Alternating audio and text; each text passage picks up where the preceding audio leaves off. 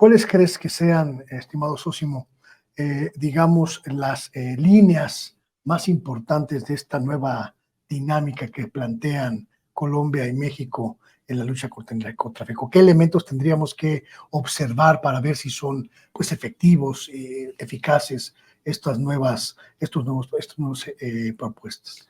Sí, me parece que son 4 ejes los más importantes de esta visión, y la primera tiene que ver con la atención de las causas. Me parece que esta serie de programas que México ya está adoptando, que Colombia los adoptará, ya dicho, a su manera, con sus propios recursos, etcétera, en materia de generar maneras de que la gente encuentre vida digna, sin caer en las redes de estas organizaciones criminales, me parece que es de lo más importante. Las opciones para los campesinos, por ejemplo. Por ejemplo, de entrada, que ya recordarás que también, muy similar, el espejo Colombia-México es impresionante, así total. es. Entonces ellos tienen ese problema también allá.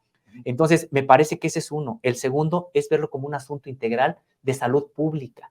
Es decir, que es lo preventivo, que es aquí donde dicen, bueno, necesitamos que no nada más haya condiciones dignas de vida para que no se enganchen a las organizaciones criminales, sino para que no se conviertan en consumidores. Hay que recordar que México, durante los últimos sexenios, se incrementó el número de personas consumidoras.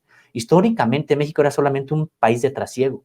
Ahora ya pequeño, pero empezó a crecer el número de personas, durante los sexenios últimos, empezó a crecer el número de personas que también eran consumidoras. Entonces, prevenir esa situación, que no se convierta en un problema de consumo, además, ¿no? Ese es el segundo. El tercero, me parece que tiene que ver con la inteligencia, tanto el tercero como el cuarto.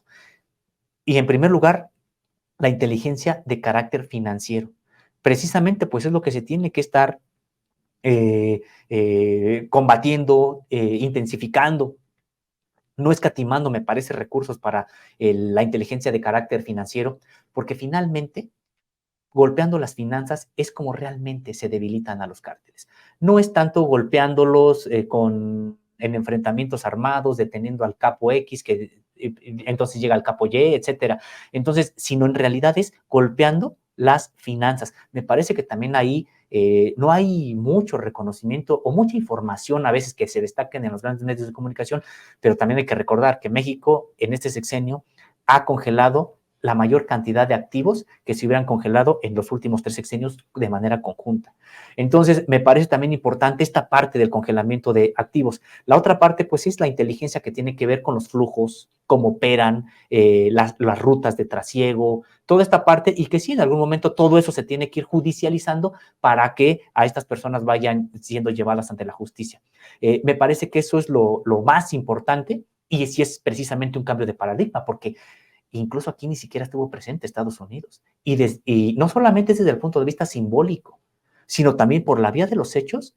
Los países latinoamericanos reunidos dijeron, no necesitamos que nos vengas a dar alguna directriz, no necesitamos incluso que nos digas cuáles son tus propios intereses con respecto del trasiego de drogas. Nosotros, de manera autónoma y soberana, decimos que podemos combatirlo aquí. ¿Te sumas?